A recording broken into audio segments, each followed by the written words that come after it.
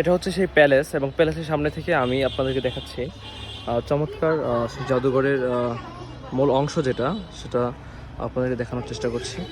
এটা কিন্তু ইউরোপীয় স্থাপত্য শিল্পে নির্মিত একটি ভবন, যেটা 15শো শতাব্দীতে বাংলার আর জমিদার ঈসা খাঁ প্রথম নির্মাণ করেন, এবং এখনও পর্যন্ত এটাকে স্থাপত্য শিল্পে জাদুঘর হিসেবে রাখা হয়েছে, এবং এখানে অসংখ্য স্থাপত্য শিল্প রাখা হয়েছে। এটা কিন্তু একসময় বাংলাদেশের রাজধানী ছিল।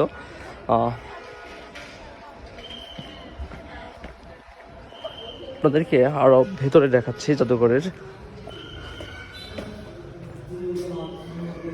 ভেতরে রয়েছে বিভিন্ন কারুকার্যময় বিভিন্ন